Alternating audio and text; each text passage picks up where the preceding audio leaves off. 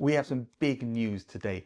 Two new Teslas, amongst others, coming soon, and information about all the new technology which Tesla are going to put into their cars in 2025. So stay tuned to this video to learn all about it.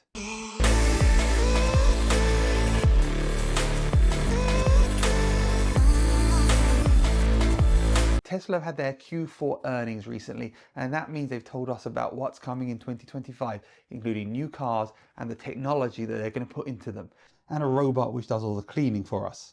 So let's start off with those earnings for 2024, which came out. So we've got the new Model Y, which is a big deal.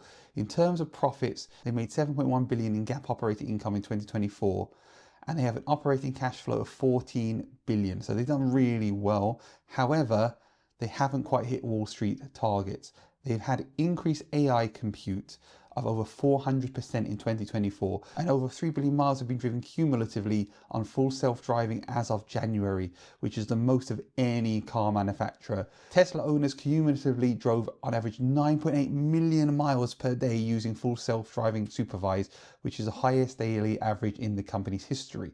And all this information is a big deal. Tesla have also finished constructing their mega factory in Shanghai, and they expect Model Y to once again be the best-selling vehicle of any kind globally for the full year 2024, especially with the new updates. And you can find out all about those in my other videos. Affordability remains top of mind for customers, and they continue to review the cost of goods sold. And per vehicle, they're less than 35,000, so they can make them a bit more affordable. Although we're seeing the new Model Y being more expensive in its launch edition than the previous Model Ys, and we hope that will change as the year progresses. However, Tesla say 2025 will be super important for self-driving for customers and for launching the robo-taxi business, which is expected to be launched in the US, and also, hopefully, fingers crossed, full self-driving supervised in Europe and China, because we just don't have it in Europe. But this is what's really, really interesting here.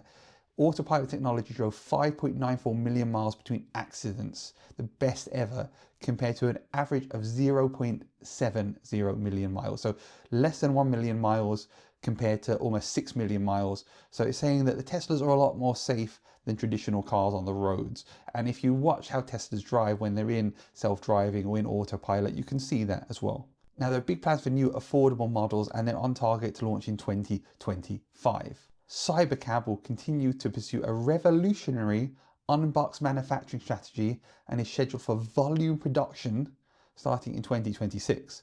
Who knows what that means, honestly, but it means Cybercab is coming. But when we get on to what they've said they're going to put into their cars, this is what is really, really interesting for me. Now, this is what's really interesting here. It shows what Tesla are going to use in future vehicles. Now, we can see the stainless steel construction is not something which they're going to be using. Neither is the process of building the cars. That's not something they're going to be using in future vehicles. But what they are going to be using is a 48-volt electrical architecture, the 800-volt battery system, the drive-by-wire system, the fact that we're going to have air suspension, we're going to have rear-wheel steering, we're going to have vehicle-to-load, bi-directional charging, and also Ethernet communication within the car built into the wiring. So they're going to bring some of the innovations which Tesla put into the Cybertruck into their future cars, and that will most likely be one of the two new models launching in 2025, as well as obviously the continuation with the rear-wheel drive Tesla Cybertruck. Now let's talk about something else really interesting. Full self-driving being used to streamline manufacturing at the production plants. That's really, really clever. So Tesla are using the full self-driving to drive their cars out of the production line and ready to go onto trucks. How clever is that? It's a revolutionary bit of technology. Teslas now drive themselves from their birthplace of the factory to their designated loading dock lanes without human intervention. And you can see them driving along here. They come out and they're starting the 1.2 mile route at the Fremont factory, sped up at 3 times, otherwise we'd be sitting here for a while because they're not going very fast. And they drive at night and at day, and they're able to avoid obstacles in the road, forklift trucks, as you can see pulling out now, even at night, and then get to where they're meant to go. That's super, super cool. And actually, I'm sure lots of car manufacturers would love to do that. I know when I was waiting for my Audi, I'm pretty certain somebody drove it out of the factory and onto a boat, and then somebody drove it off the boat onto a train or onto a truck. These things use people, they have cost, and honestly, there's more chance of somebody crashing the car and damaging it. So the fact that Tesla are using full self-driving to autonomously do this is very, very clever. Now it is showing some trust in here because obviously the full self-driving could fail and it could crash and destroy lots of cars. But I suppose if you're going to have an accident and you need to fix a car, the best place to do it is probably at the factory, right? Because you can just repair it really, really quickly, hopefully. What's great about this is calibration for the full self-driving is done automatically as a vehicle moves through the production line, which is something they couldn't do before. It had to have the cameras aligned at delivery by driving the car. And now they don't need to do it. It does it itself. So really, really clever. They can drive out of production, drive into the parking lot and wait to go onto a truck. Big improvement in efficiency and cost saving.